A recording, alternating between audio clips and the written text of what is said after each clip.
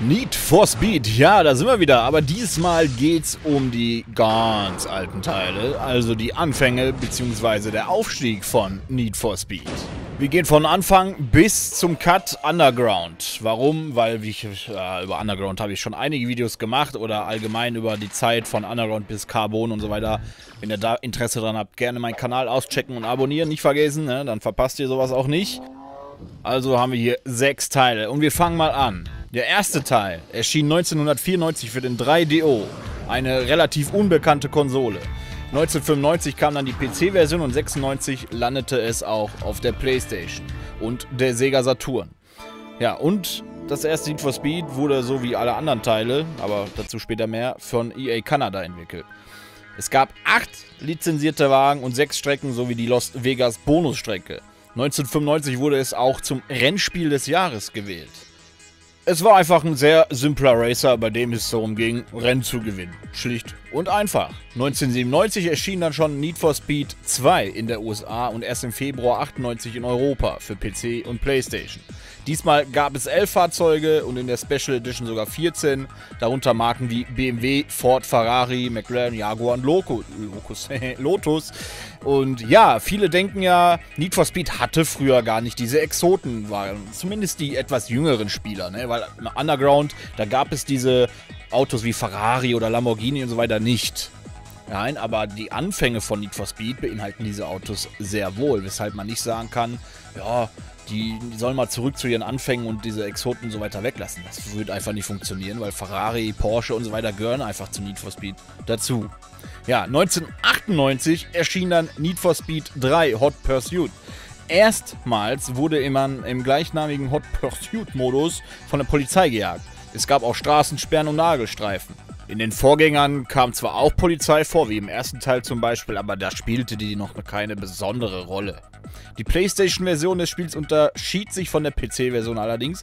Die Menüstruktur war schon anders. Außerdem konnte man in der Version für die PlayStation zwischen arcade-lastiger und simulationslastiger Steuerung wählen, was in der Version für den Computer nicht möglich ist.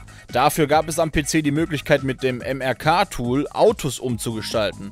Auf dieser Basis entstand dann auch das Programm CarCAD, was die Entwicklung modifizierter Autos ermöglichte. Funfact zu Ferrari und Mercedes: Da sie Image-Schäden befürchteten, konnte man deren Autos nicht im Hot Pursuit-Modus fahren.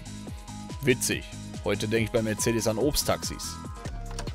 Feinstes Obst, Südfrüchte, glänzend wie in der Werbung. Und deswegen habe ich mir auch dieses Dealer-Outfit hier besorgt und so eine typische Dealer-Karre. 1999 kam der 4. Teil, Need for Speed Brennender Asphalt, raus. Oder High Stakes oder Road Challenge. Ja, der Teil hatte irgendwie viele Namen. Es gab einige Neuerungen wie ein Schadensmodell und die Rennfahrer wurden nicht nur von Polizeiwagen, sondern auch von Helikoptern verfolgt. Und es gab erstmals einen Karrieremodus. Auch dort gab es wieder einige Marken wie BMW, Chevrolet, Ferrari, Ford, Holden, Mercedes, Nissan, Pontiac, Porsche, Lamborghini und auch Jaguar. Und man konnte sich sogar über eine EA-Website noch 6 weitere Wagen runterladen. Ein Aston Martin DB7, BMW M Coupé, BMW M Roadster, Ferrari 360 Moderna, Jaguar XJR 15 und ein Lister Storm. Was ist das denn? Komisches Auto? Ja. Der Lister Storm war ein britischer homologierter Rennwagen, der unter anderem auch 2003 in der FIA GT-Meisterschaft gefahren wurde. Was vielleicht auch noch interessant ist, bei Brennender Asphalt wurden erstmals 3D-modellierte Innenräume genutzt und keine Bilder mehr. Also eins der ersten Rennspiele mit 3D-modellierten Innenraum von Need for Speed. Oder das erste, eher gesagt. Ja, ja. Gibt's heute nicht mehr. Warum auch immer. Cockpit-Perspektive existiert einfach nicht mehr. Ja, GG. Qualität hat halt ihren Preis, denkt EA. Das ist eine Warnung.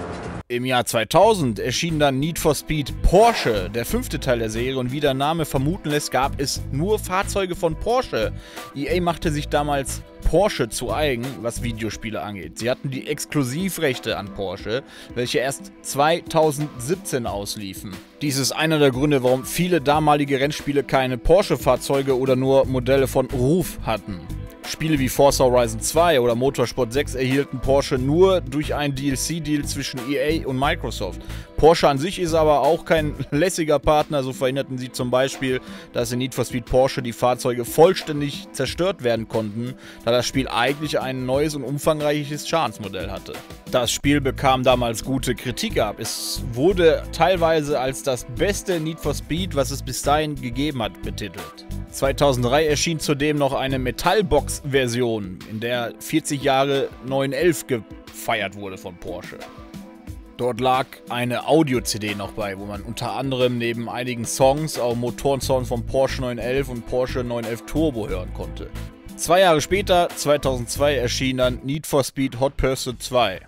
Das erste Need for Speed, welches von Blackbox entwickelt wurde. Es gab 2 Karrieremodis, in denen es klassisch darum ging, Rennen zu gewinnen. Eine Karriere lief ohne Cops, die andere mit Cops. Und ja, sie konnten Verstärkung rufen, Hubschrauber rufen und auch Straßensperren aufstellen. Zudem warf der Hubschrauber explodierende Fässer ab, was auch schon ganz schön durchgeknallt war. Es gab auch einen Modus, in dem ihr selbst der Cop wart und Raser durch Rammen anhalten musste. Ihr hattet ebenfalls die Möglichkeit, Verstärkung zu rufen, Hubschrauber und Straßensperren anzufordern.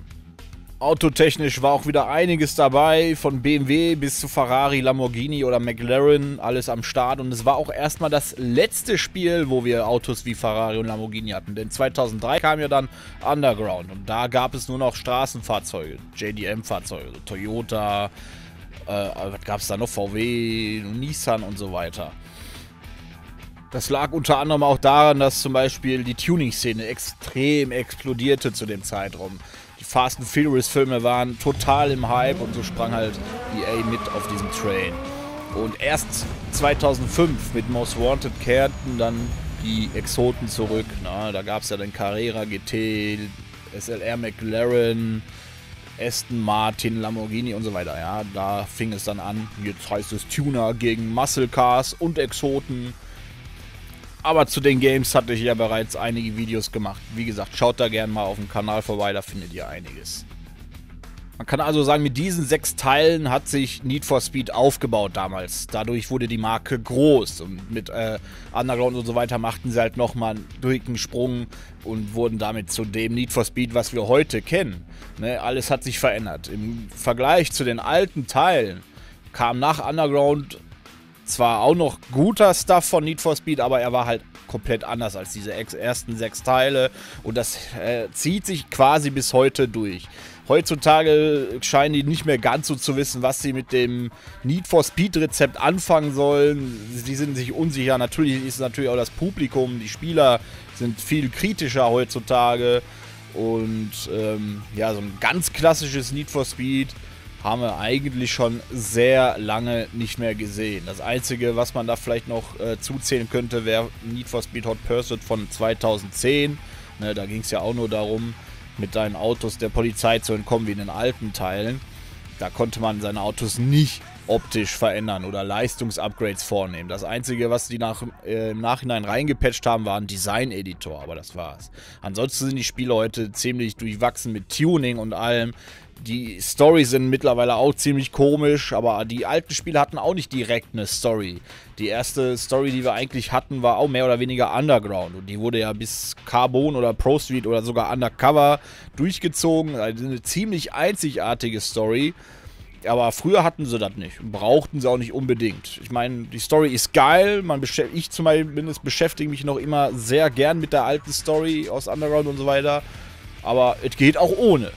Aber soweit schon mal dazu. Das sind also so ziemlich die Wurzeln von Need for Speed, ja. Nicht Underground oder so weiter bilden hier die Wurzeln, sondern diese alten Teile. Und es war, wie gesagt, komplett anders. Ich werde mich gerne irgendwann nochmal mit jedem Titel einzeln und noch genauer beschäftigen und auch vielleicht einmal ein bisschen Gameplay selber machen. Aber dazu muss ich auch erstmal an diese ganz alten Spiele rankommen. Ist nicht mehr so einfach heutzutage.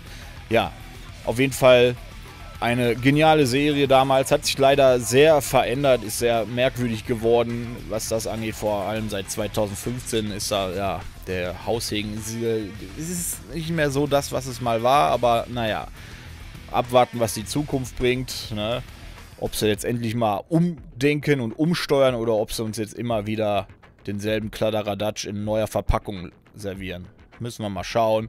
Mich würde interessieren, Wart ihr die Generation oder habt ihr die alten Teile jemals gespielt? Egal ob jetzt älter oder jünger. Ich denke mal, die Älteren, die schon immer an Rennspielen interessiert waren, haben die garantiert gespielt. Aber ihr könnt mir ja mal in die Kommentare schreiben, ob ihr die sogar noch am Start habt und spielen könnt aktuell. Oder ob ihr die sogar hin und wieder noch spielt und wie ihr das findet, wie sich Need for Speed entwickelt hat. Fandet ihr eher die alten Teile gut oder eher das, was wir jetzt kriegen?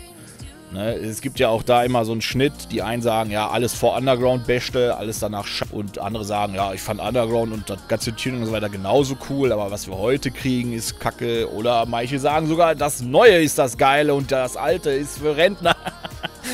Naja, schreibt mir dazu mal eure Meinung gerne in die Kommentare. Ja, abonnieren und like nicht vergessen, denn das war's schon wieder. Wir sind raus für heute. Ich bedanke mich fürs Zuschauen. Hoffe, euch hat's gefallen. Und wir sehen uns im nächsten Video. Tschüss, ciao, tschüss und auf Wiedersehen.